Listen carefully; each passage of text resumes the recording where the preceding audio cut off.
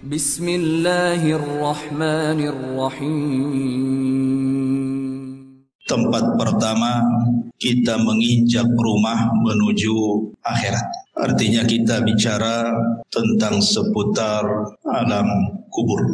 Ma'asyiral muslimin yang dimuliakan Allah Subhanahu wa taala. Di dalam sebuah hadis yang dikeluarkan Imam Tirmidzi, Nasai, Ibnu Majah dan yang lainnya, Nabi SAW bersabda, "Aktsiru dzikra hadhimil ladzatil maut." Perbanyak oleh kalian mengingat akan sebuah hal yang menghancurkan setiap kenikmatan. Kemudian Rasul mengatakan, apa itu al-maut, kematian. Pembahasan di malam hari ini kita akan membahas seputar kematian seorang mukmin, kemudian apa saja yang terjadi saat kematian seorang mukmin ataupun kafir, kemudian apa yang terjadi di alam kubur dan peristiwa-peristiwanya, kemudian juga tentang gambaran azab kubur dan hal-hal yang bisa menyelamatkannya, termasuk juga bicara tentang ruh, kemana ruh ini di dalam kuburan. Inilah pembahasan yang kita akan bahas di malam hari ini. Mudah-mudahan cukup waktu. Ma'asyiral muslimin yang dimuliakan Allah Subhanahu wa taala, ada 4 perkara kemana seorang mukmin itu harus mengingat sebuah kematian. Pertama, karena mengingat kematian bisa menjauhkan kita dari maksiat kepada Allah Subhanahu wa taala. Karena orang yang tidak pernah mengingat mati, maka orang akan terbiasa melakukan maksiat karena dia pikir bahwa tidak ada kehidupan setelah kematian. Kemudian yang kedua, orang yang selalu mengingat kematian akan mempermudah untuk segera bertobat dan juga melakukan amal saleh. Kemudian yang ketiga, mengingat kematian adalah hal yang bisa mendatangkan rasa takut, sehingga orang tidak mungkin merasa aman dari azab kubur, dan dia akan berusaha untuk menghindarkan diri dari setiap penyebab yang akan menjerumuskan dari azab kubur. Tentu yang terakhir, mengingat kematian karena kematian sebuah kepastian, datangnya tanpa pemberitahuan, dan kematian bukan akhir dari sebuah perjalanan. Inilah hikmah kenapa kita disuruh mengingat kematian. Ma'asyiral muslimin yang dimuliakan Allah Subhanahu wa taala, Utsman ibn Affan radhiyallahu an, apabila berdiri di samping kuburan, maka Utsman selalu menangis. Tetapi kalau Utsman dibicarakan tentang kondisi neraka dan azabnya, maka Utsman ibn Affan biasa-biasa saja.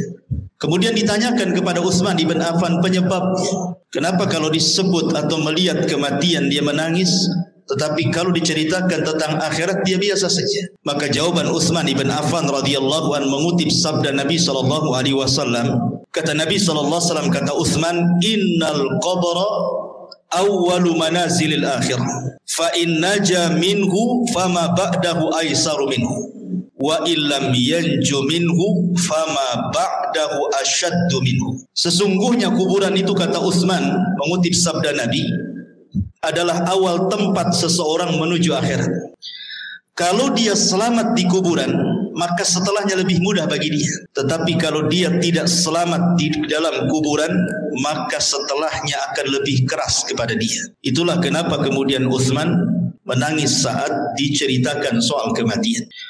Banyak riwayat yang dicantumkan oleh Imam Ibnu Katsir ketika memberikan catatan kepada ayat yusabbitullahu alladhina amanu bil qauli tsabit.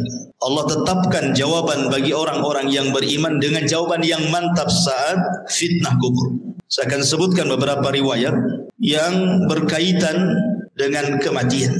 Pertama, riwayat daripada Bara bin Azib radhiyallahu anhu. Suatu ketika kata Bara bin Azib radhiyallahu anhu, kami keluar bersama Nabi SAW mengiringi jenazah seorang laki-laki dari Ansar. Maka ketika galian kubur itu sudah digali dan belum sampai kepada lahatnya, maksudnya lubang kedua dalam kuburan disebut lahat, maka Nabi SAW kemudian duduk dan kami pun duduk, kata Bara ibn Azib radhiyallahu anhu. Kemudian kata Nabi SAW, ista'idhu billahi min adzabil qabri.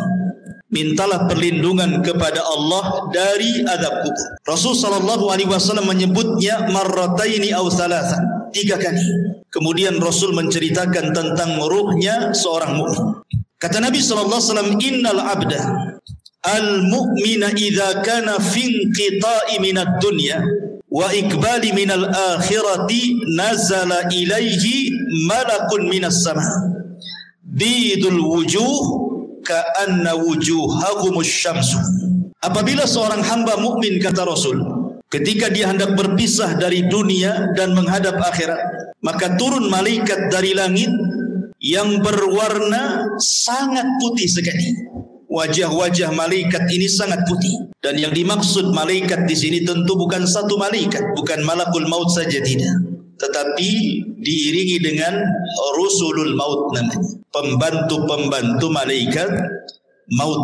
Berdasarkan ayat Al-Quran, tawaffathum rusuluna, kami wafatkan dengan mengutus utusan-utusan kami. Menunjukkan bukan satu malaikat, tetapi banyak malaikat. Tentu banyaknya malaikat ini berdasarkan tugas masing-masing. Malaikat maut itu kan hanya mencabut nyawa saja. Selepas itu kemudian diserahkan kepada malaikat rahmat kalau dia seorang mukmin, atau kepada malaikat azab kalau dia orang kafir atau orang fasik. Lah tentu kondisi seperti ini, ikhwan, tidak ada yang tahu kecuali orang yang meninggal. Orang-orang yang menyaksikan di sekitarnya, orang yang sedang nazar itu, tidak ada yang tahu bahwa di situ ada malaikat. Yang tahu hanyalah orang yang sedang nazar saja.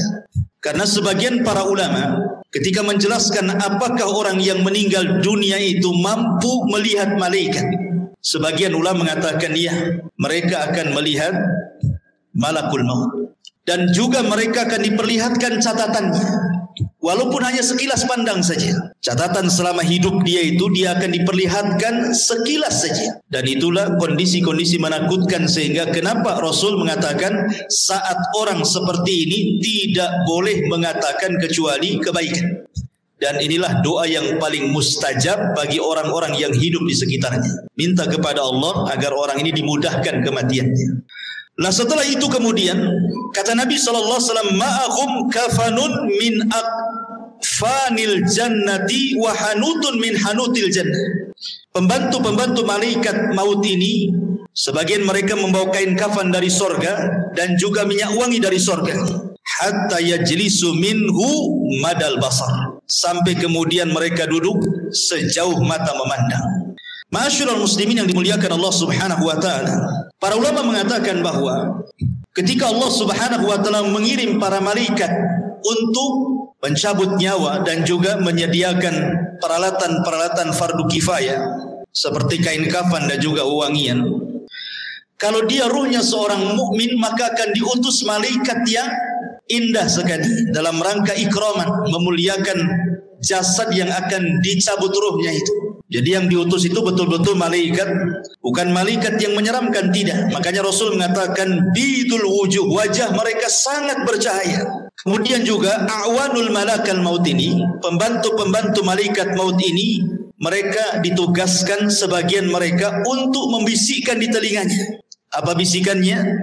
Alla takhafu wa la tahzanu wa abshiru bil jannati allati kuntum tu'adun. Kamu jangan takut, kamu jangan khawatir, karena Allah sudah janjikan kepadamu surga yang akan menantimu. Artinya bahwa kematian seorang mukmin itu sangat indah sekali, sangat indah, dan itulah yang dikehendaki seorang mukmin. Makanya di zaman Nabi SAW ketika ada jenazah yang lewat, kata Nabi SAW, yastarih mustarih wa mustarahu minhu. Mustarih wa mustarahu minhu. Sahabat mengatakan, apa yang dimaksud mustarih dan apa yang dimaksud mustarah minhu ya Rasulullah?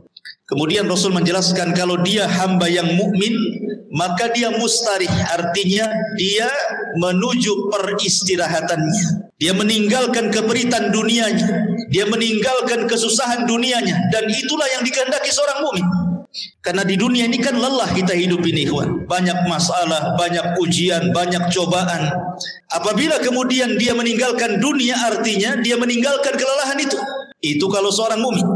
Tetapi kata Nabi SAW, kalau dia orang fajir, orang jahat, mustarah minhu, Apa mustarah minhu?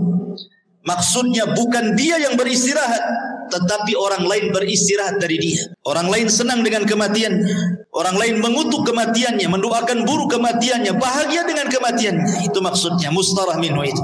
Jadi seorang mukmin itu memang kematian sangat ditunggu-tunggu, karena memang Nabi SAW yang mengatakan, man ahabba liqa Allah ahabballahu liqa'ah. Barang siapa yang cinta berjumpa dengan Allah, maka Allah pun rindu berjumpa dengan dia. Makanya kenapa diutus malaikat seperti ini. Kemudian setelah orang ini dihadapkan dengan malakul maut dan juga rusulul maut, maka kemudian dalam riwayat yang lain, malaikat maut akan menyeru kepada orang yang sedang sakaratul maut dengan panggilan, ya ayyatuhan nafsu at-tayyibah, wahai jiwa yang tenang, kanat fil jasadi tayyib, yang bersarang di jasad yang baik, ukhruji hamidatan, keluarlah dengan sangat terpuji, wa abshiri birauhi wa rauhanin wa rabbi ghairi ghadbah, berbahagialah, keluarlah wahai roh yang baik dengan dihadapkan kepada Rabb yang tidak pernah murka kepada anda.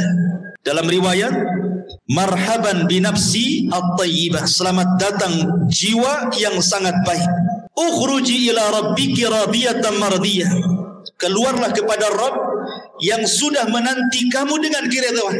Tentu panggilan seperti ini, ikhwan, akan merangsang ruh itu untuk cepat keluar. Makanya kalau kita melihat di masyarakat kan, terkadang ada orang yang nazar itu sampai berhari-hari tidak keluar ruhnya. Ada yang 1 minggu dia sakaratul maut, koma. Ada yang 1 bulan tidak mati-mati. Tetapi ruhnya seorang mukmin ketika dipanggil seperti itu, maka Nabi SAW kemudian mempermisalkan ruhnya seorang mukmin ketika dipanggil dengan kata-kata wahai jiwa yang tenang, maka ruhnya itu akan keluar seperti tetesan air yang terakhir fi famis siqa, dari mulut teko yang terakhir dia keluar. Kalau saya analogikan ini botol aqua, ini kan banyak airnya. Kalau kita buka tutupnya ini, kemudian kita tuangkan, tentu air yang pertama kali yang keluar pasti deras karena masih penuh dengan air kan.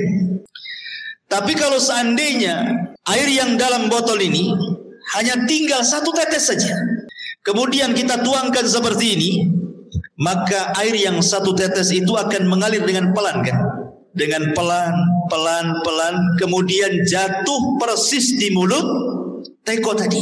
Begitulah gambaran Rasul ketika menjelaskan ruhnya seorang mukmin itu keluar seperti tetesan air yang keluar yang terakhir dari mulut teko. Jadi akan lembut, lain dengan kalau kita langsung keluar begini kan langsung deras gitu ya.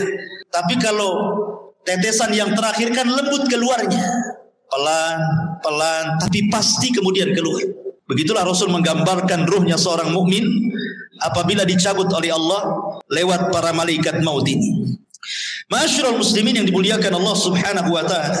Kemudian kata Nabi SAW, setelah ruh itu dicabut, ingat malakul maut itu hanya mencabut ruh saja, tugas dia selesai sampai di sini. Kemudian setelah itu beralih kepada malaikat rahmat atau disebut dengan rusulul maut namanya. Lah rusulul maut inilah yang kemudian mengambil alih ruh tersebut, kemudian meletakkan di kain kafan yang sudah disediakan dari surga.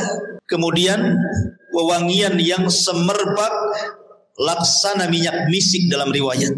Jadi baunya itu membumbung sampai ke langit, sehingga setiap malaikat yang mencium baunya di langit itu, mereka akan bertanya, ruhnya siapa ini? Maka malaikat yang membawa ruh ini akan menyebut nama dengan nama yang dia sukai dipanggilnya di dunia dan mengatakan ruhnya fulan ibnu fulan. Maka semua malaikat di langit memuji ruh ini. Kemudian ruh ini diangkat sampai ke langit pertama. Maka kemudian penjaga pintu langit pertama membuka pintunya, kemudian naik ke langit pertama. Semua malaikat di langit pertama mendoakan ruh ini. Kemudian naik ke langit kedua, seluruh malaikat di langit kedua mendoakan ruh ini. Sampai kemudian melewati langit ketujuh. Tidak dijelaskan sampai di mana ruh ini dinaikkan ke langit. Yang jelas dia melewati langit ketujuh. Wallahu alam sampai di mana, karena riwayatnya tidak dijelaskan. Kemudian setelah itu Allah berjumpa dengan ruh ini. Kemudian Allah Subhanahu wa taala katakan kepada malaikat yang membawa ruh ini, kembalikan ruhnya ke dalam jasadnya dengan baik. Catatannya, angkat, letakkan di tempat yang paling tinggi yang disebut dengan Illiyin. Illiyin itu tempat yang paling tinggi yang ada di sorga. Letakkan catatannya di situ. Kemudian ruhnya kembalikan ke dalam jasadnya. Maka kemudian ruh itu ke dalam jasadnya dikembalikan. Lah saat seperti ini, ketika ruh ini diterbangkan ke langit, disitulah manusia sedang memandikan jenazah ini, kemudian mengkafani jenazah ini, kemudian menyolati jenazah ini, kemudian mendoakan jenazah ini, sampai kemudian ke dalam kubur, kemudian meletakkan di liang lahat, kemudian dipendam kuburannya. Jadi saat proses fardu kifayah itulah ruh naik ke langit. Jadi manusia sedang sibuk memandikan, mengkafankan, menyolatkan, menguburkan, maka ruh punya kesibukan sendiri karena dia sedang menghadap Allah Subhanahu wa ta'ala. Lah kemudian ketika selesai sudah penguburan, barulah kemudian ruh itu dihantar kembali ke dalam kuburnya. Lah ketika ruh dengan jasad ini kemudian kembali, disitulah orang yang ada di kubur ini sempat mendengar pembicaraan orang-orang yang di atas kuburan. Termasuk suara terompahnya, suara sandalnya, dia mendengarnya. Termasuk apa yang dibicarakan di atas itu dia sempat mendengarnya. Apakah dia sedang menangis, apakah sedang mencela, ataukah sedang memuji, ataukah sedang berbicara tentang hal-hal tentang dia, dia semua dengar. Dan itu berdasarkan riwayat Umar bin Khattab radhiyallahu anhu pernah bercerita ketika Nabi SAW selesai perang Badar. Kemudian pemimpin Quraisy itu semua mati di perang Badar dan dimasukkan ke dalam sumur yang tidak berpenghuni, yang disebut dengan Qalibu Badri. Kemudian Nabi SAW 3 hari menetap di Badar setelah kemenangannya, mulai dari tanggal 17 Ramadan sampai tanggal 20 Ramadan. Kemudian Nabi SAW menghampiri sumur yang dilempar jasad-jasad para pembesar orang kafir, Abu Jahal, Umayyah, kemudian Al-Walid dan semua pembesar Quraisy yang dimasukkan ke dalam sumur itu.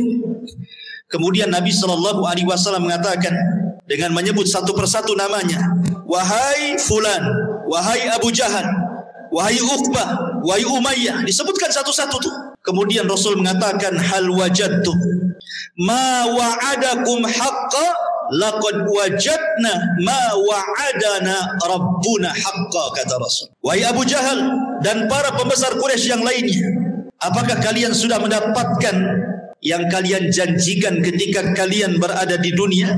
Kata Nabi SAW, sungguh kami sudah mendapatkan apa yang Allah janjikan kepada kami hari ini berupa kemenangan. Umar bin Khattab radhiyallahu anhu ketika itu merasa heran kenapa Rasul berbicara dengan sumur yang di situ jasad-jasadnya pembesar orang-orang Quraisy itu. Kata Umar, ya Rasulullah, bukankah mereka sudah jadi bangkai? Mereka tidak akan mendengar ucapan. Tapi Nabi SAW mengatakan, ya Rasulullah, ketika Umar mengatakan, atukallimu amwatan, kenapa kau bicara dengan orang mati? Maka Rasul mengatakan, wallahi ya Umar, ma antum asma lima aqulu lahum. Kalian tidak lebih mendengar dibandingkan orang-orang yang ada dalam sumur ini kepada ucapan. Artinya para pembesar Quraisy yang sudah mati, yang sudah dimasukkan ke dalam sumur itu sangat mendengar ucapan Nabi. Dari sini istimbat para ulama bahwa apabila orang masuk ke dalam kuburan, maka dia mendengar saat itu apapun yang dibicarakan orang di atas kuburan itu. Makanya pentingnya kita ini menjadi orang baik. Sebab kalau orang jahat pasti akan dibicarakan keburukan di atas kuburan, dan itu menakutkan dia dalam kuburan kan itu. Tetapi kalau yang dibicarakanlah pujian-pujian, tentu akan menenangkan, karena tidak mungkin Allah mengumpulkan dua rasa takut, baik ketika di dunia ataukah ketika di dalam kuburan. Tidak mungkin Allah kumpulkan dua rasa takut.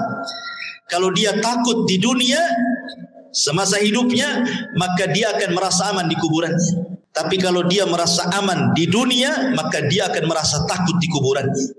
Lah ketika kemudian dia sempat mendengar suara-suara pembicaraan orang yang di atas kuburan, sampai yang terakhir sandal yang melangkah meninggalkannya, disitulah Kemudian orang ini sempat mendengar akhir suara terompah yang meninggalkan jauh sampai di pintu gerbang kuburan.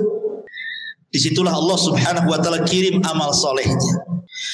Dalam riwayat yang dikeluarkan atau yang diriwayatkan Abi Hurairah radhiyallahu an, tiba-tiba kemudian datanglah salat inda ra'sihi waz zakatu an yaminihi wasyamu an yasarihi wa kana fi'lul khairati min sadaqatin wassilahi wal ma'rufi wal ihsan ila nasi inda rijlaihi. Tiba-tiba ini sebelum Munkar dan Nakir datang, maka amalan salat akan mendatangi dan ada di atas kepalanya. Kemudian zakat di samping kanannya, kemudian puasa di samping kirinya, kemudian perbuatan kebaikan dari sedekah, menyambung silaturahim, memerintahkan kebaikan, berbuat baik kepada manusia diletakkan di antara kedua kakinya. Kadang-kadang posisi dia berbaring, ya, posisi orang yang dikuburkan berbaring, sehingga di arah kepalanya ada sholat, kemudian samping kirinya ada puasa, samping kanannya ada zakat, kemudian di sebelah kakinya ada sedekah, ada silaturahim, ada kebaikan, dan begitu seterusnya. Dan amalan-amalan ini menjelma sebagai manusia. Jadi amalan-amalan soleh itu, salat akan menjadi manusia, kemudian zakat akan menjadi manusia, dan akan mengelilingi dia dalam kuburannya. Sehingga kemudian ketika Munkar dan Nakir ini datang, kemudian hendak membentak dengan fitnah kubur, dengan pertanyaan-pertanyaan kuburannya dari arah kepalanya, maka amalan yang ada di kepalanya, amalan solatnya akan mendorongnya dan mengatakan, ma qibali madkhal, tidak ada jalan lewat sini. Kemudian yang ketika malaikat Munkar dan Nakir akan bertanya dari sebelah kirinya, maka akan didorong oleh amal soleh sebelah kirinya dan mengatakan, ma qibali madkhal, tidak ada jalan kau untuk bertanya kepada orang ini. Dan begitu seterusnya. Setiap kali malaikat Munkar dan Nakir bertanya ini dari arah mana saja, maka kalian dilindungi oleh amal soleh. Subhanallah ikhwan. Sehingga malaikat yang akan memfitnah kubur ini kebingungan harus bertanya dari arah mana. Makanya kemudian disebutkan dalam riwayat ini, fayajlisu wa qad tamatsalat lahu syamsu wa qad danat lil ghurub fayuqalu lahu akhbirna amma nas'aluka fayaqulu da'uni hatta usalli. Ketika kemudian malaikat maut atau malaikat Munkar Nakir hendak bertanya, tiba-tiba tidak digubris, tidak direspon oleh orang ini dan mengatakan, jangan tanya saya hendak sholat. Dia kepikiran ingin sholat. Bayangkan, ruhnya seorang mukmin yang ada dalam kubur itu masih kepikiran ingin sholat dan mengatakan, da'uni hatta usalli, jangan dulu kau tanya aku sampai aku laksanakan sholat, katanya. Padahal sudah tidak ada sholat lagi di kuburan ya. Tapi begitulah ruhnya seorang mukmin, semangat ibadahnya itu sampai dalam kuburan. Akhirnya kemudian dia pun didudukkan dengan cara baik, kemudian juga ditanya dengan cara baik masalahnya. Dalam sebuah riwayat bahwa malaikat Munkar dan Nakir ini saat bertanya kepada ruhnya orang yang beriman ini, kata Nabi SAW bahwa bentuknya ini memang luar biasa, sangat menakutkan. Di mana suaranya kalbarki, suaranya malaikat Munkar dan Nakir itu seperti petir, menggelegar. Kemudian juga ucapannya seperti kilat dan wajahnya sangat menakutkan. Dari sini ikhwatu fiddin, pertanyaan semudah apapun dalam kondisi takut pasti akan sulit dijawab, kan? Anda saya tanya dengan pertanyaan-pertanyaan, tetapi kemudian setelah itu saya bunuh Anda. Umpamanya saya letakkan pistol di kepala, kemudian saya tanya dengan beberapa soalan. Ketika rasa takut menguasainya, soalan semudah apapun akan sulit dijawab. Ini kan soalan-soalan yang ma'ruf kita dengar di dunia. Siapa Rabbu? Kita katakan Allah. Siapa Nabimu? Kita katakan Muhammad. Apa agamamu? Kita katakan Islam. Itu kan mudah soalan ini. Tetapi dalam kondisi takut ikhwatu fiddin, walaupun soalan-soalan ini mudah dijawab, belum tentu orang bisa menjawab. Karena memang suara malaikat ini yang bertanya kepada orang ini luar biasa. Suaranya seperti kilat menggelegar, wajahnya menakutkan. Di sinilah Allah Subhanahu wa ta'ala berikan hidayah kepada ruhnya seorang mukmin, kepada hamba seorang mukmin, dan Allah katakan, yusabbitullahu alladhina amanu bil qauli tsabit. Allah akan tetapkan jawaban orang-orang yang beriman dengan jawaban yang mantap. Jadi yang menjawab itu adalah ketetapan dari Allah, taufik dari Allah, bukan kita. Kan dalam kondisi takut kita tidak bisa jawab. Tetapi hamba yang beriman ditolong dalam kuburannya, sehingga Allah Subhanahu wa taala arahkan jawabannya, sehingga setiap ditanya dia sanggup menjawab. Dan ketika dia sanggup menjawab itulah Allah Subhanahu wa taala memberikan rekomendasi dari langit dan mengatakan, "Ang sadaqa abdi, hambaku telah benar." Ketika sudah dikatakan hambaku telah benar, Mungkar dan Nakir pun sudah pergi, tiba-tiba Allah katakan, bentangkan kuburannya sejauh mata memandang. Bentangkan kuburannya sejauh mata memandang. Berikan cahaya dalam kuburannya. Bukakan pintu dari sorga. Hantarkan minyak wangi dari sorga. Pakaian, minuman dari sorga. Suasana dari sorga hantarkan ke dalam kuburannya. Itulah yang disebut dengan nikmatul kubur namanya. Nikmat kubur. Ma'asyiral muslimin yang dimuliakan Allah Azza wa Jalla. Aisyah radhiyallahu anha pernah menceritakan, suatu ketika masuk nenek-nenek Yahudi ke rumah Aisyah radhiyallahu anha. Kemudian nenek Yahudi ini mengatakan kepada Aisyah radhiyallahu anha, "Inna ahlal kubur yu'adzabuna fi kuburihim." Sesungguhnya orang-orang yang dikubur itu, kata nenek Yahudi ini, mereka akan diazab dalam kuburan mereka. Kemudian Aisyah mengatakan, "Kadzabti, dusta kamu. Saya akan tanyakan kepada Nabi SAW." Maka setelah itu kemudian nenek Yahudi pergi, Rasul masuk ke rumah Aisyah. Kemudian Aisyah menceritakan, "Ya Rasulullah, tadi ada nenek Yahudi mengatakan bahwa sesungguhnya orang yang ada di kubur itu akan diazab. Apa pendapatmu?" Kata Rasulullah SAW, "Kadzabat, dia sudah berdusta." Tiba-tiba kemudian wahyu turun, memberitahu dan membenarkan ucapan orang Yahudi atau nenek Yahudi itu. Kemudian kata Nabi SAW, "Ya." Kemudian Rasul mengatakan, "Inna hadhil ummah tubtala fi kuburihim." Telah benar ucapan nenek Yahudi itu, karena setiap umat itu akan diuji dalam kuburannya. Maksudnya akan diuji dalam kuburannya, akan diberikan fitnah yang sangat menakutkan.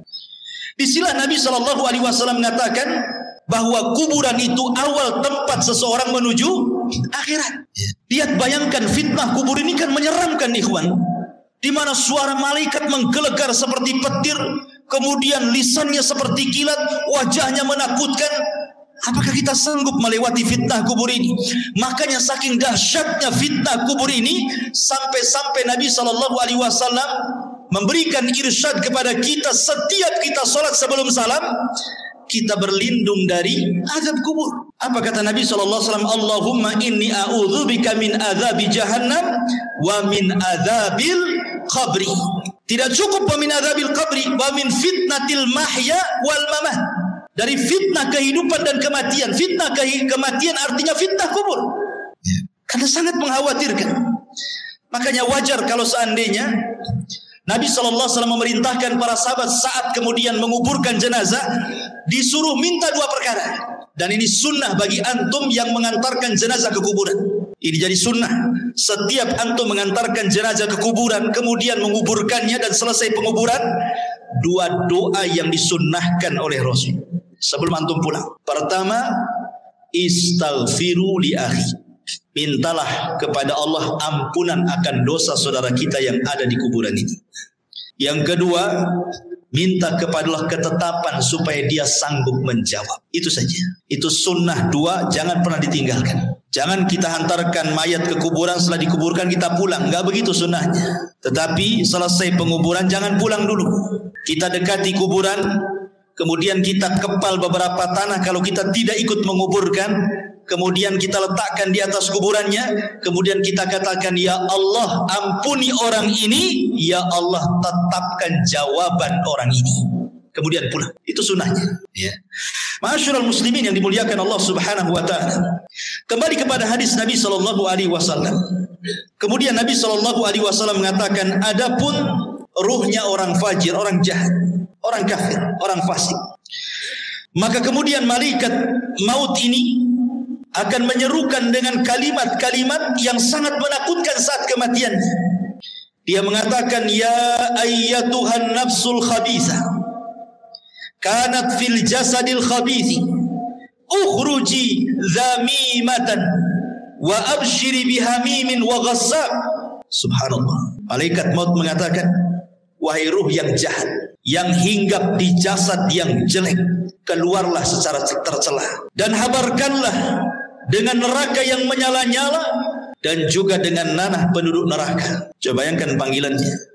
Wahai jiwa yang buruk, yang bersarang di jasad yang buruk, keluarlah secara tercela dan habar gembirakan dengan neraka yang menyala-nyala dan darah dan nanah penduduk neraka yang sudah menunggunya. Keluarkan. Ini panggilan menyeramkan, ikhwan. Makanya kenapa kemudian ruhnya orang-orang yang tidak beriman itu tidak mau keluar, sehingga terkadang nazak berhari-hari, berminggu-minggu, berbulan-bulan tidak mau keluar dia. Dia tersiksa itu dengan ruh yang ada dalam badannya. Sampai-sampai Nabi SAW ke pisau yang berbentuk bengkok, mungkin bahasa kitanya seperti cerulit, ya. Ada pisau berbentuk bengkok seperti ini. Kemudian dihadapkan dengan kambing wol. Dihadapkan dengan kambing wol yang belum dicukur itu. Lihat kambing wol itu kan banyak tuh rambutnya tuh, kalau belum dicukur itu ya. Kemudian pisaunya dimasukkan. Otomatis ketika pisau dimasukkan ke dalam kambing wol itu, otomatis akan terkait-kait dengan bulu-bulunya. Setelah terkait-kait dengan bulu kambing wol itu, kemudian disiram. Anda bisa bayangkan, akhirnya kemudian makin lengket dengan pisau itu. Kemudian setelah lengket dengan pisau, kemudian kata Nabi SAW, pisau itu kemudian ditarik dengan cara paksa.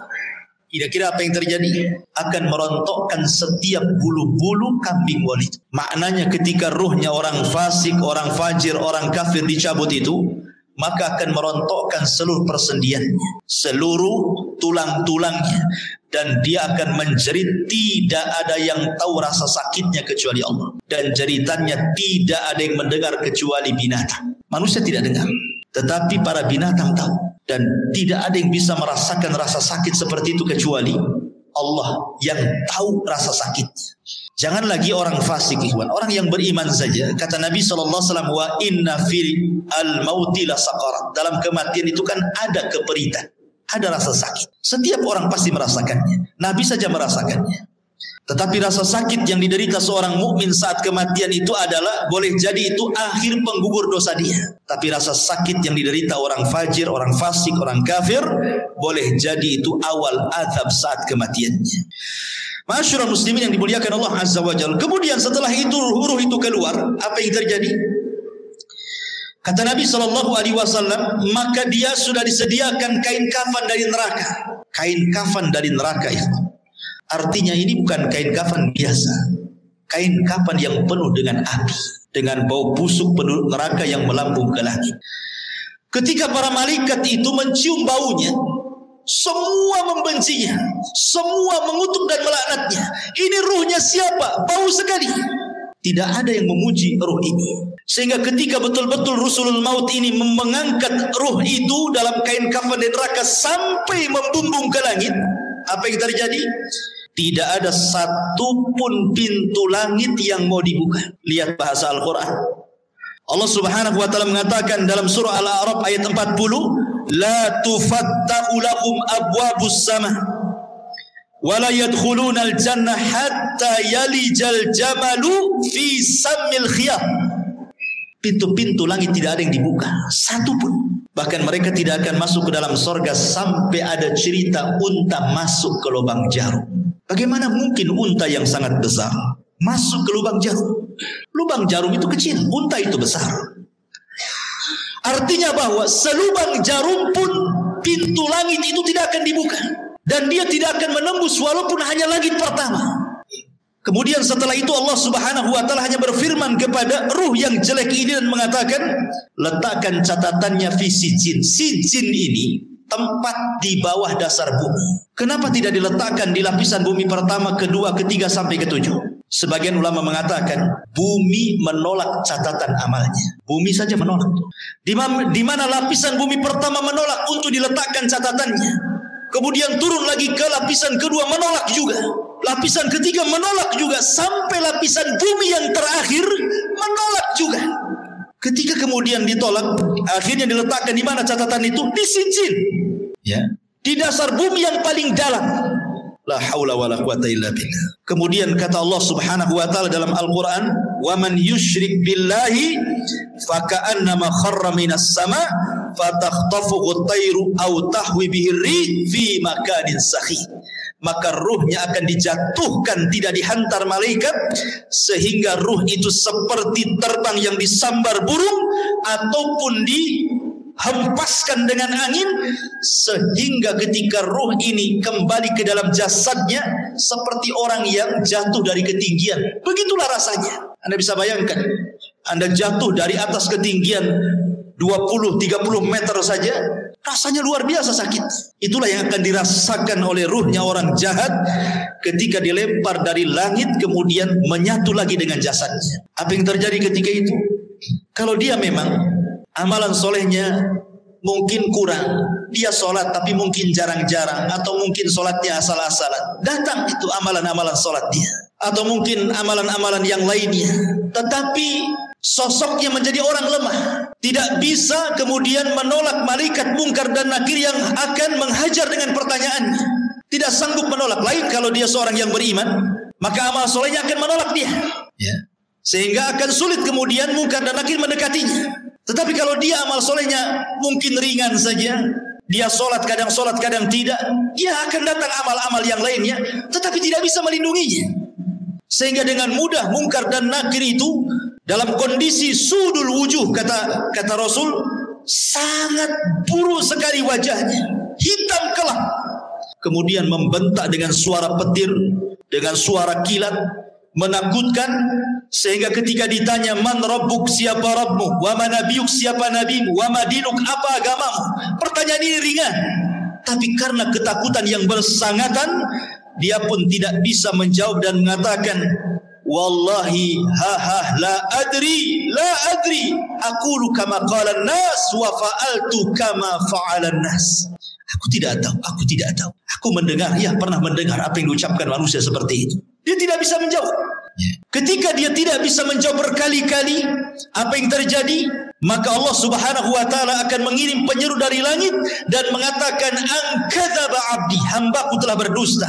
Subhanallah. Disebutkan dalam riwayat, "Tsumma yuqayyadu lahu a'ma, asam, akma, abka."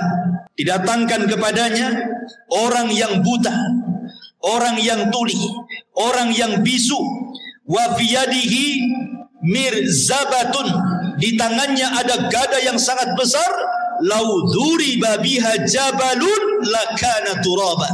Kalau palu itu dipukulkan di bukit atau gunung itu hancur jadi tanah. Dan itu dipukulkan setiap kali dia tidak bisa menjawab.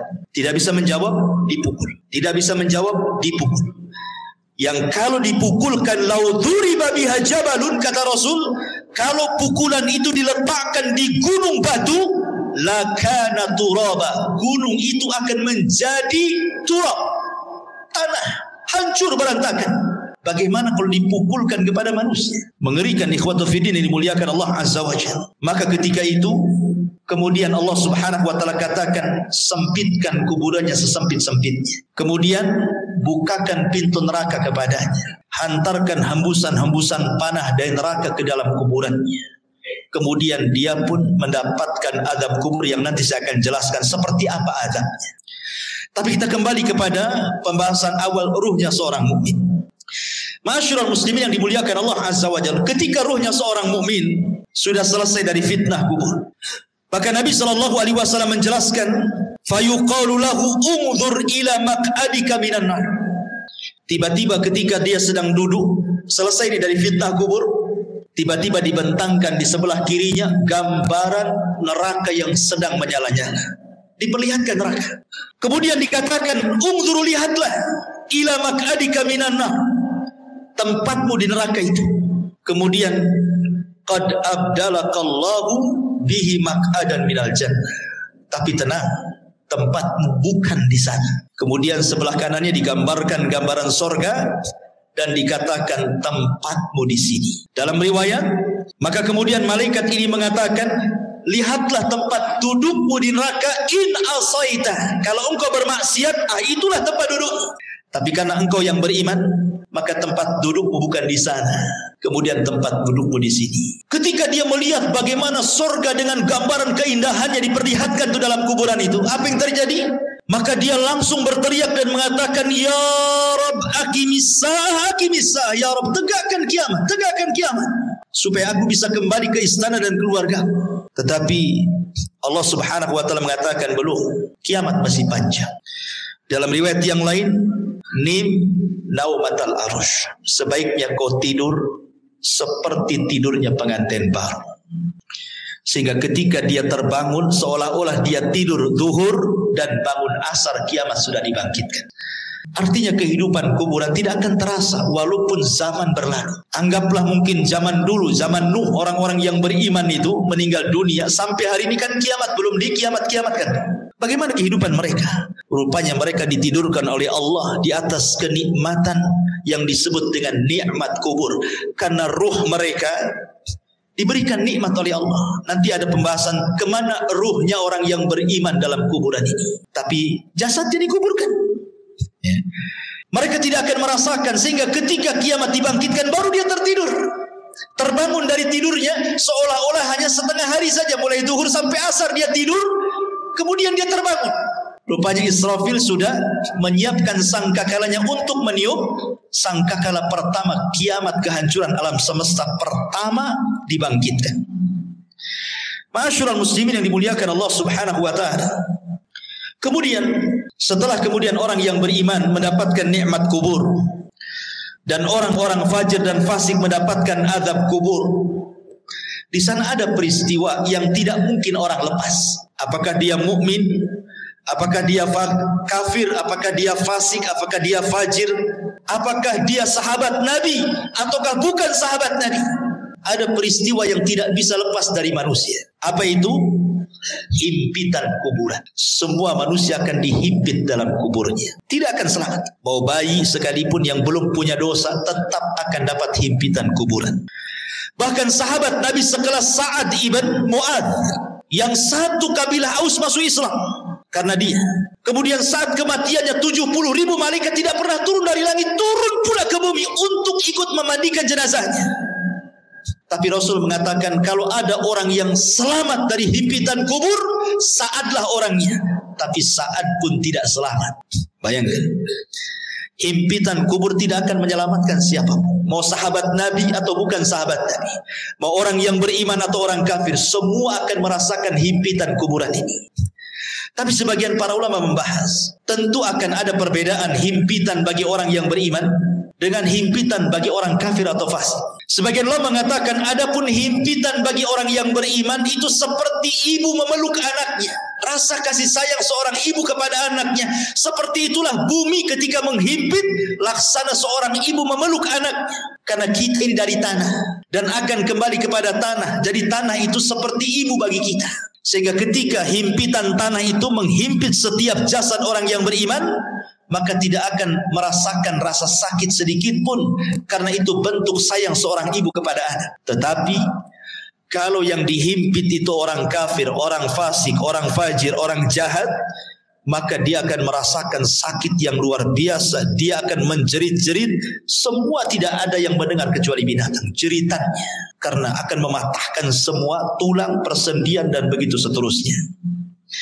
Ma'asyiral muslimin yang dimuliakan Allah Azza wa Jalla, inilah sekilas gambaran ruhnya orang mukmin, fasik, fajir, fasik, munafik dan begitu seterusnya saat kematian.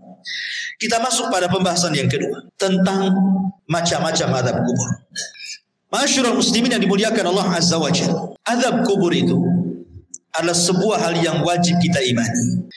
Syekhul Islam Ibn Taimiyah rahimahullahu taala mengatakan, wa qad tawataratil akhbar an Rasulillah sallallahu alaihi wasallam fi thubuti adabil qabri. Habar-habar tentang adab kubur, kata Syekhul Islam Ibn Taimiyah, derajatnya sampai tingkat mutawatir. Jangan sampai diingkari karena riwayatnya mutawatir. Artinya mutawatir itu banyak sekali riwayatnya. Dan dikatakan oleh Al-Imam Al-Munawi, adabul qabri haqqun. Azab kubur itu sebuah hak adanya. Dan Imam Ghazali mengatakan, man angkarahu fahuwa mubtadi'un. Siapa yang mengingkari azab kubur, maka dia adalah ahli bid'ah. Dan Imam Suyuti mengatakan, azabul qabri huwa adzabul barzakh. Adab kubur adalah adab barzakh. Udhifa ilal qabri li'annahu al-ghalib. Kenapa disebut kubur? Karena memang umumnya orang dikubur. Tapi sebenarnya ini disebut dengan barzah. Barzah itu artinya penghalang tembok antara kehidupan dunia dengan kuburan.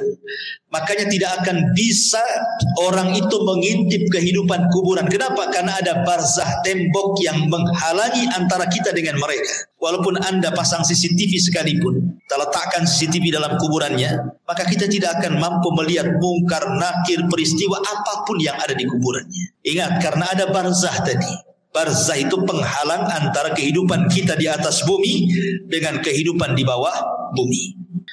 Ma'asyiral muslimin yang dimuliakan Allah Subhanahu wa taala. Bicara tentang adab kubur ada 9 poin yang ingin saya jelaskan.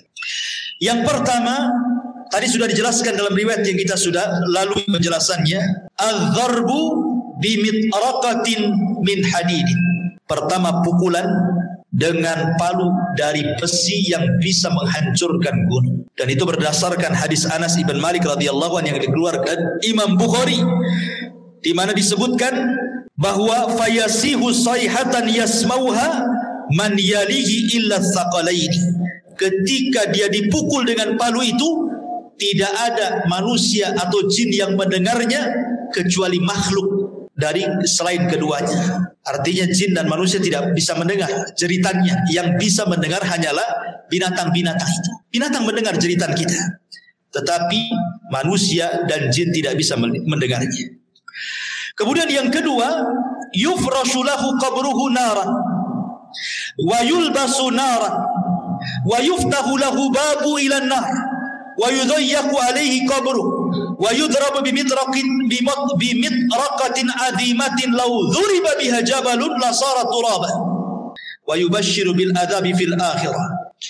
Kemudian yang kedua, azab kubur itu terkadang dalam bentuk dihamparkan tikar dari neraka, dipakaikan pakaian dari neraka, dibukakan pintu dari neraka, disempitkan kuburannya, diletakkan palu yang bisa menghancurkan gunung, dan ditakut-takuti dengan azab akhirat. Bayangkan orang yang di kuburan, sebagian mereka dibentangkan tikar dari neraka, dipakaikan pakaian dari neraka lagi, dibukakan pintu dari neraka lagi, disempitkan lagi kuburannya. Subhanallah. Ini azab kubur yang kedua. Gambaran azab kubur yang kedua bisa dibaca dalam hadis yang dikeluarkan Imam Ahmad, Abi Dawud dari hadis Bara bin Azib. Kemudian yang ketiga, al-khasfu fil ardi. Terkadang dibuat gempa dalam kuburan. Yang merasakan orang yang dikubur saja itu. Kita di atas bumi tidak ada gempa, tapi yang ada di kubur itu merasa digempakan, seolah-olah dia kemudian bumi itu digempa-gempakan, dan dia merasakan seperti itu. Dan ini berdasarkan hadis Ibnu Umar radhiyallahu anhuma yang dikeluarkan Imam Bukhari dan Muslim. Kemudian yang keempat, syakku janibai al-fammi ila qafa. Terkadang datang malaikat yang menakutkan, kemudian membawa cerulit yang sangat tajam, kemudian dimasukkan ke mulutnya, kemudian diiris sampai ke tengkuknya. Jadi tarik, dimasukkan pisau itu ke mulutnya, kemudian ditarik sampai ke tengkuknya. Naudzubillah. Atau terkadang radkhur ra'si bil hijarah. Ada malaikat yang membawa batu besar, kemudian orang itu dibaringkan, kemudian dibentur-benturkan kepalanya. Kalau hancur nih, dikembalikan lagi kepalanya menjadi bentuk baru, dihancurkan kembali, dan begitu seterusnya. Terkadang al-harqu fi tannuri minan nar, disediakan satu mangkok, satu bejana yang sangat besar, isinya air yang mendidih dari api neraka, kemudian digorengkan di dalam. Atau terkadang as-sibahatu fi nahri min damin ma'adh-dharbi bil hijarah. Tiba-tiba kemudian dia dihadapkan dengan sungai, semuanya bentuk darah. Kemudian dia diletakkan di tengah-tengah sungai darah itu. Kemudian dia akan berenang, tidak bisa ke pinggir, karena setiap ke pinggir maka akan dipukulkan batu yang sangat besar ke mulutnya, sehingga dia akan berputar-putar sampai mati hidup lagi, dan begitu seterusnya. Dan 4 poin ini berdasarkan hadis Bukhari yang dikeluarkan atau yang diriwayatkan oleh Samurah ibn Jundab radhiyallahu anhu. Kemudian yang nomor 8, isti'alul malil masruq minal ghanaim ala sahibihi. Kalau dia dahulunya di dunia suka mencuri ghanimah, harta rampasan perang yang belum dibagi, maka harta itu akan didatangkan dan akan menyala-nyala seperti api yang sangat besar dan menyambar-nyambar dirinya. Atau yang terkadang, yang terakhir yang nomor 9, wa ma'ahadal adab al-hissi hunaka aidan adabul ma'nawi. Ini kan adab hissi, adab badan ya. Tapi di sana juga adab, ada yang disebut adabun ma'nawi, adab secara makna, dengan ditakut-takutinya dia dengan neraka. Jadi dibentangkan gambaran di neraka, nanti kamu akan masuk ke situ, nanti akan masuk ke situ, dan dia akan merasa takut yang luar biasa. Ini padahal baru adabul adna ya, adab yang rendah. Adab yang besar itu nanti di neraka. Ini 9 gambaran tentang adab kubur. Adapun adab kubur sendiri ikhwan, itu terbagi menjadi 2. Ada adab kubur itu yang azabun daim la yanqati'u ila qiyamis sa'ah. Adabnya terus sampai kiamat dibangkitkan, enggak terputus. Dan yang kedua, ada adab kubur itu tidak terus tetapi terputus. Seperti apa gambarannya? Yang pertama, azab kubur yang tidak terputus sampai kiamat adalah azab kubur bagi orang kafir dan bagi orang munafik, dan itu disebutkan dalam surah Ghafir ayat 46. Adapun azab yang terputus adalah azabnya usatul muwahhidin. Mungkin di dunia dia ahli tauhid, orang yang beriman, tetapi terjerumus kepada kemaksiatan. Dia solat tapi masih berzina, dia solat masih berdusta, dia solat mungkin riba dan begitu seterusnya. Jadi dia masih berbuat baik, beribadah, tapi satu sisi dia bermaksiat. Ya. Maka orang-orang yang seperti ini tidak terus-menerus sampai kiamat. Akan tetapi orang yang seperti ini akan terputus azabnya dengan rahmat Allah Subhanahu wa taala. Jadi akan terputus dengan rahmat Allah Subhanahu wa taala, itu berdasarkan hadis Abdullah ibn Umar radhiyallahu anhuma.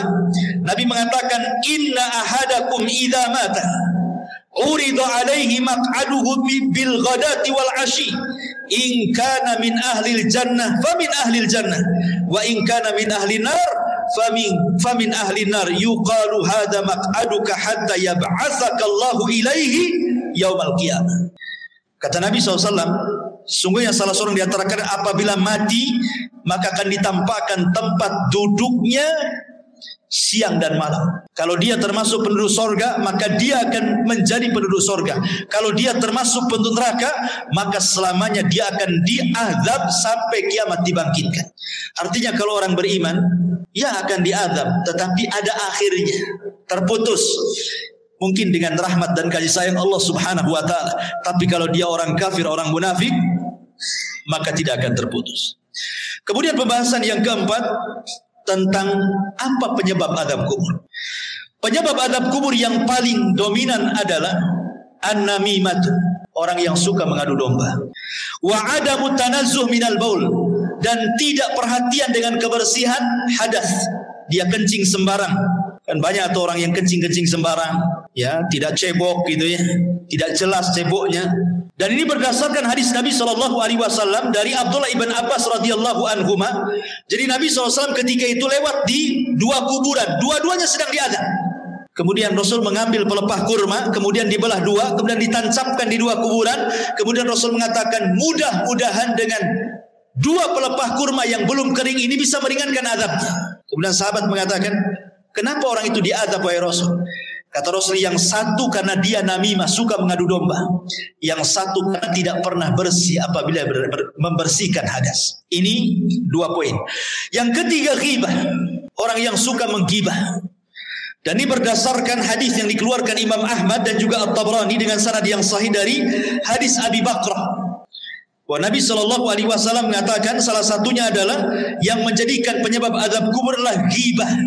Ghibah itu membicarakan orang yang kalau orang itu mendengarnya dia tidak suka. Kemudian yang nomor 4, al-ghulul. Dia khianat dalam harta, mencuri harta orang. Kemudian juga yang nomor 5, hajrul Qur'anil Karim wa rafduh. Dia tidak suka dengan Quran. Dan penyebab orang jauh dari Al-Quran hari ini apa? Handphone. Yang menyebabkan orang jauh dari Quran itu HP atau handphone. Subhanallah, gara-gara handphone, Quran itu tidak pernah disentuh lagi.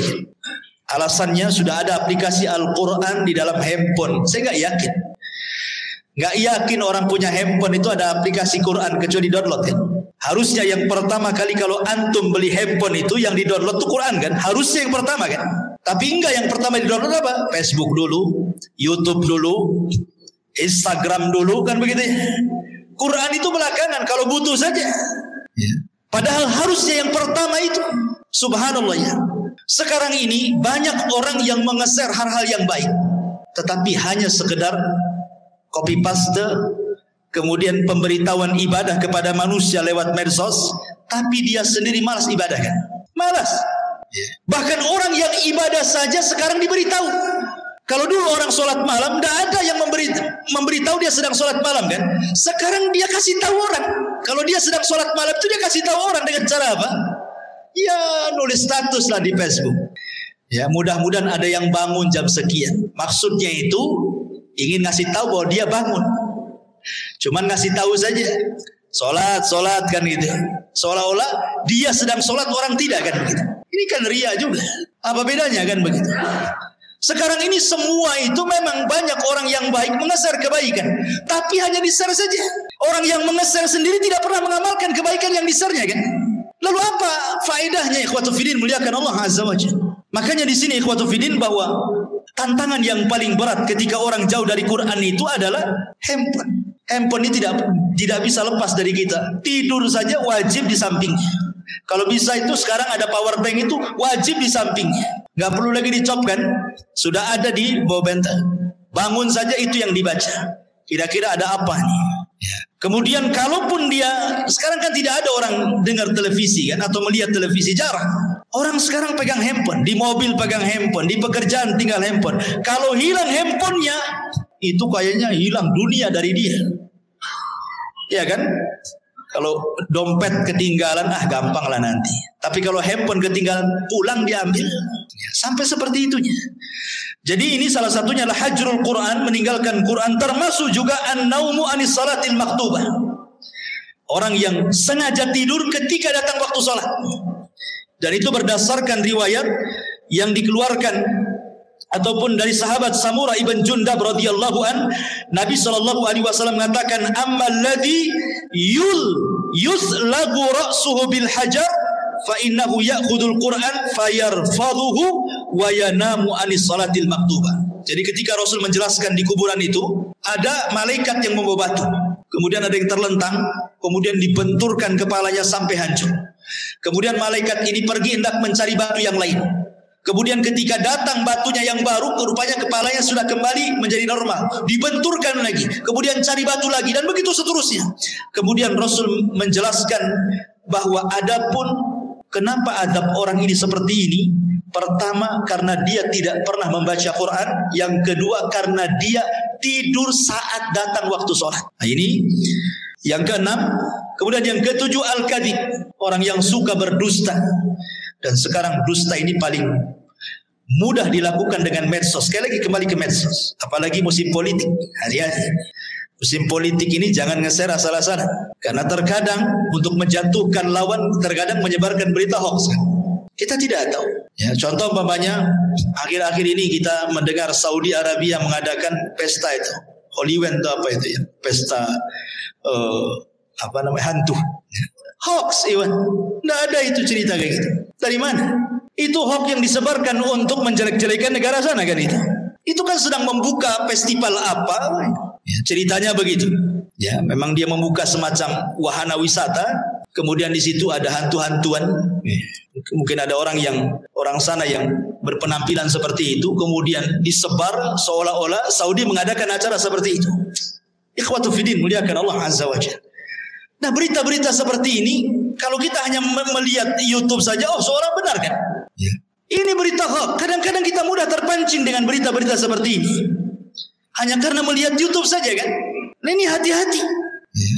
Kalau kita mungkin hanya sekedar membaca, oke lah. Tapi kalau kemudian sampai mengeser kan sama aja dengan hantu menyebarkan dusta kan? Nah itu kan hati-hati. Ini penyebab azab kubur terbesar hari ini adalah dusta. Karena orang berdusta paling mudah sekarang. Nulis status share, copy paste share, selesai. Dia tidak sadar bahwa dia sedang berdusta. Kalau dulu berdusta itu paling 1-2 orang yang kena korbannya. Sekarang kita berdusta ini bisa ribuan orang kena korban, ikhwan. dengan cara melihat itu sembuhkanlah dengan berita yang kita sah. Nauzubillah. Ya. Dan ini kata Al-Hafidz Ibnu Hajar rahimahullahu taala, wa innama istahaqqa ta'dzib lima yanshau an tilka kadbah. Bahwa kata Imam Al-Hafidz Ibnu Hajar rahimahullah mengatakan sesuatu hal yang berhak mendapatkan azab kubur ketika seseorang mudah kemudian menyebarkan berita dusta. Kemudian yang nomor 8 zina berdasarkan hadis Samurah bin Jundab. Kemudian yang nomor 9 aklur riba, memakan dosa riba. Kemudian yang nomor 10 asyirku wal kufru, kesyirikan dan kekufuran, termasuk juga niyahatul mayit. Niyahatul mayit itu maksudnya orang yang hidup ketika ada yang meninggal orang yang dicintainya, dia pun meraung-raung, menjerit-jerit seolah-olah menolak takdir Allah. Ya. Seolah-olah menolak takdir Allah. Ini bahaya karena membuat orang yang meninggal itu diazab. Kata Nabi SAW, yu'adzabul mayyitu bibukai ahlihi. Bahwa mayit akan diazab dengan tangisan orang yang hidup kepadanya. Makanya antum wajib laki-laki yang menggunakan akalnya, kalau ada keluarga yang meninggal, nasihati. Biasanya wanita-wanita yang suka niyahan, ya, nasihati mereka, jangan menangis, tabah, sebab dengan tangisan orang hidup itu menjadikan si mayat diazab masalahnya. Nah, ini juga termasuk daripada azab kubur. Dan banyak sekali. Kemudian secara singkat amal-amal yang bisa menyelamatkan dari azab kubur. Pertama, perbanyak baca surah Al-Mulku. Tabarakalladzi biyadihil mulku wa huwa ala kulli syai'in qadir. Perbanyak baca surat Al-Mulk. Kemudian yang kedua, perbanyak amal saleh. Kemudian yang ketiga, berdoalah agar kita diwafatkan di hari Jumat. Berdoa kepada Allah agar kita diwafatkan di hari Jumat dan kita bersabar saat ditimpa sakit. Kalau seandainya kita sabar saat sakit kemudian meninggal, boleh jadi itu husnul khatimah.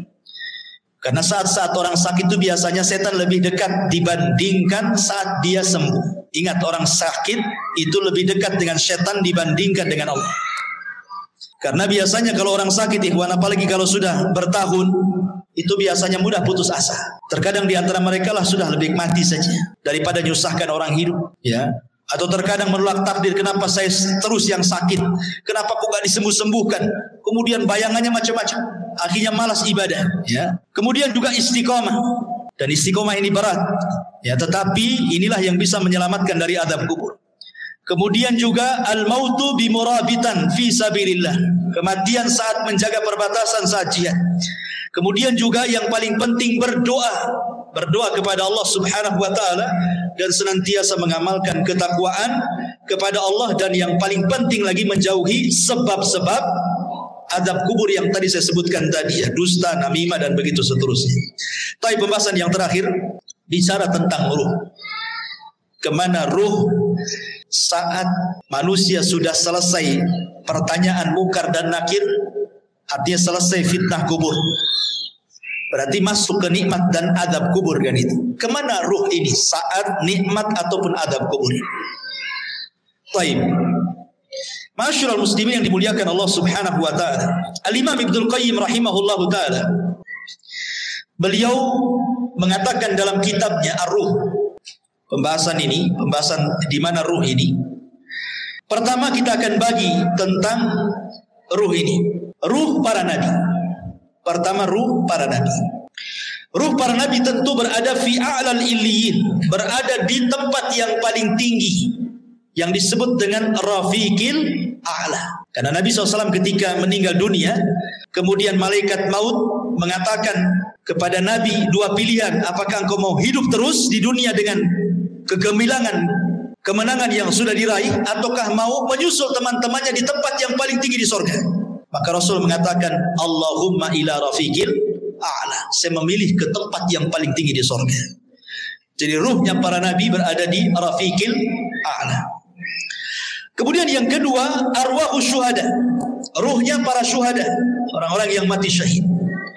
Allah Subhanahu wa taala mengatakan dalam surah Al-Imran ayat 169, wala tahsabanna alladziina qutilu fi sabilillahi amwatan bal ahya' inda rabbihim yurzaqun. Jangan kau sangka orang yang mati di jalan Allah itu mati, tidak, mereka hidup. Mereka mendapatkan rizki di sisi Allah Subhanahu wa taala. Abdullah bin Mas'ud radhiyallahu anhu ketika bertanya tentang ayat ini kepada Nabi sallallahu alaihi wasallam, Di mana ruhnya para syuhada? Maka Rasul mengatakan arwahuhum fi ajwafi tairin hadarin laha qanadilun mu'allaqatun bil arsy. Jadi ruhnya para syuhada berada di kendil-kendil, dibawa oleh ketiak burung sorga, kemudian diletakkan digantungkan di arsy Allah Subhanahu wa taala. Jadi ruhnya para syuhada berada di kendil-kendil yang dibawa terbang oleh burung-burung, kemudian digantungkan di bawah arsy. Ini ruhnya para syuhada. Kemudian yang ketiga arwahul mu'minin salihin, ruhnya orang-orang yang beriman yang saleh. Maka takunu tuyuran ta'alluqus syajaril jannah. Maka ruhnya orang-orang yang beriman yang soleh, mereka akan digantungkan di pohon-pohon sorga. Mereka akan digantungkan di pohon-pohon sorga. Adapun yang keempat arwahul usad, ruhnya orang-orang yang ahli maksiat. Dia orang Islam tapi ahli maksiat, berzina, berdusta, berjudi dan begitu seterusnya. Dia orang Islam tapi usad ahli maksiat. Maka dijelaskan bahwa mereka tetap ditahan dalam kuburannya, karena mereka tidak bisa keluar dari kuburannya dan mereka merasakan azab kubur. Mereka tidak bisa keluar dari kuburan. Kemudian juga yang nomor 5, Imam Ibnul Qayyim rahimahullah ta'ala mengatakan, masih membahas tentang usad, maksudnya orang yang ahli maksiat. Minhum man yakunu mahbusan ala babil jannah kama fi haditsil akhar raaitu sahibakum mahbusan ala babil jannah. Adapun orang-orang yang beriman yang ahli maksiat, kemudian maksiatnya sudah selesai diazab. Kan tadi saya katakan bahwa orang yang beriman yang ahli maksiat kan azab kubur tidak terus, tapi terputus karena rahmat Allah Azza wa Jalla. Lah sebagian ruhnya itu diletakkan di halaman pintu sorga. Ya, di halaman pintu sorga kata Imam Ibnul Qayyim rahimahullahu ta'ala. Kemudian yang keenam, ruhnya orang-orang kafir.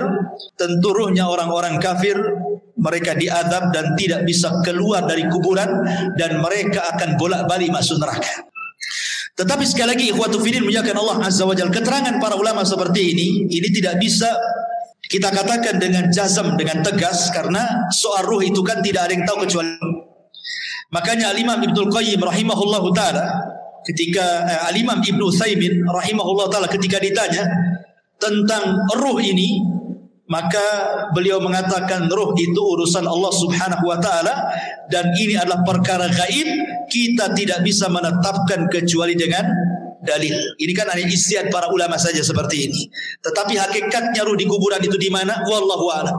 Hanya Allah Subhanahu wa ta'ala yang tahu dengan kondisi ruhnya, apakah mereka orang-orang yang beriman ataukah mereka orang-orang kafir. Adapun ada riwayat yang maudhu yang disebutkan oleh sebagian ulama seperti ruhnya orang kafir berada di sumur Barhut. Diletakkan di sumur Barhut. Sumur Barhut itu yang ada di Hadrul Maut Yaman. Di situ ada sumur, antum bisa klik saja atau di YouTube sumur Barhut. Itu sumur menakutkan yang ada di Yaman. Ya. Sampai hari ini para ilmuwan berusaha meneliti itu. Ya, sumurnya besar. Jadi ada yang mengatakan bahwa orang-orang kafir diletakkan di sumur itu. Ya, adapun ruhnya orang-orang yang beriman tentu fil iliyyin. Tetapi sekali lagi ini riwayatnya lemah gitu ya, bahkan tidak berdasar. Tapi oleh sebagian ulama ada yang menyebutkan seperti perkataan Imam Barbahari rahimahullah dalam kitabnya Sarhu Sunnah. Wallahu a'lam bishawab. Maka dengan berakhirnya pembahasan ruh, berakhir juga pembahasan tentang seputar kematian dan azab kubur. Mudah-mudahan bisa menjadi ibrah bagi kita, dan kita tutup dengan doa kafaratul majlis. Subhanakallah bihamdika asyhadu an la ilaha illa anta astaghfiruka wa atubu ilaik. Allahu ta'ala alam. Assalamualaikum warahmatullahi wabarakatuh.